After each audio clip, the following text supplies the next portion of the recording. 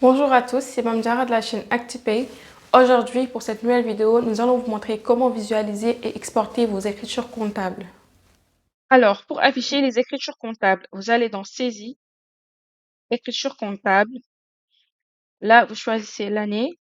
Sur la sélection, vous avez la possibilité de choisir soit session ou des dates de telle date à telle date, le mois, l'année, comme vous voulez. Nous, on va se mettre sur session. Donc, si vous voulez que les cotisations salariales et les cotisations patronales se mettent sur la même ligne, vous pouvez cocher cette page contre agrégé. Si vous voulez que les écritures soient séparées, vous pouvez la décocher, il n'y a pas de souci. Donc, si vous avez des problèmes d'arrondi, vous pouvez aussi cocher la case de 4 décimales pour mieux visualiser où se trouve le problème. Alors là, on peut cliquer sur calcul. Vous trouverez vos écritures comptables ici et vous avez le total débit qui est égal au total crédit. Alors, il se peut que vous ayez des anomalies et donc nous verrons tout à l'heure comment faire pour les corriger. Ici, vous avez la possibilité de dérouler sur la petite flèche pour voir quels sont les salariés et les cotisations concernées par ce compte URSSAF. Donc là, tout en bas, vous avez le montant total de la part salariale. Là, vous avez le montant total patronal. Et tout à gauche, vous avez la somme de, des cotisations salariales et patronales pour l'URSSAF. Alors, tout en bas, vous avez la possibilité d'exporter vos écritures sous format Excel, Sage, Ciel ou alors EBP. Cela vous permettra de ne pas ressaisir les écritures dans votre logiciel de comptabilité.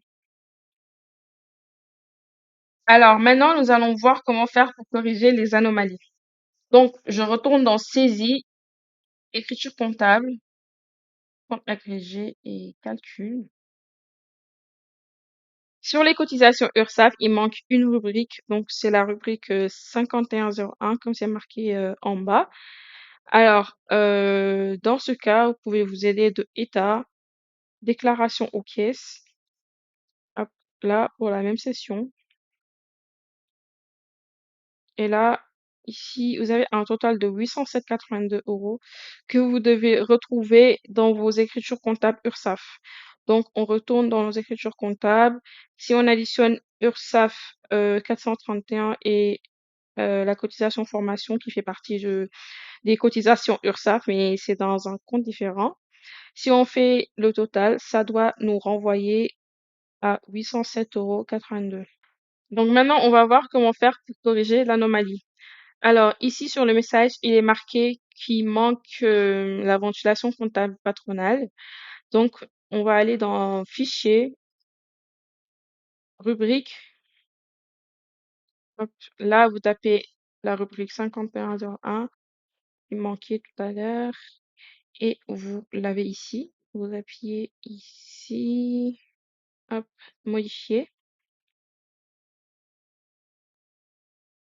Et sur la cotisation patronale, vous mettez le compte qui est rattaché aux cotisations patronales, qui est le 64500. Hop, voilà, sauver.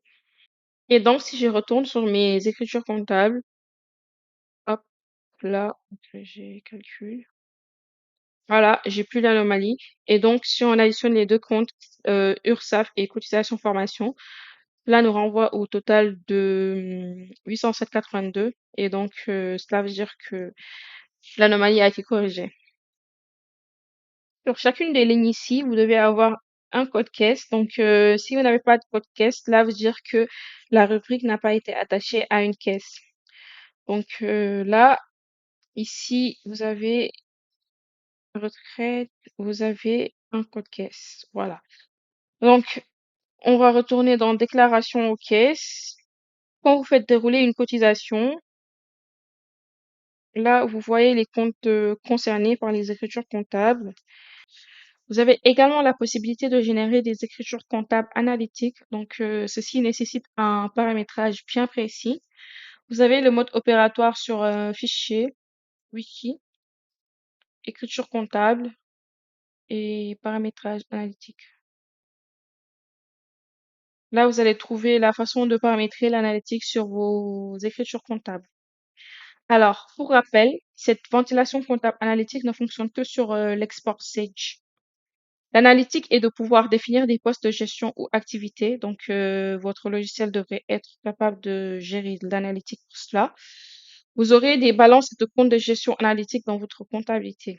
Donc, voilà. Activez vous remercie de votre écoute et à bientôt pour de nouvelles vidéos.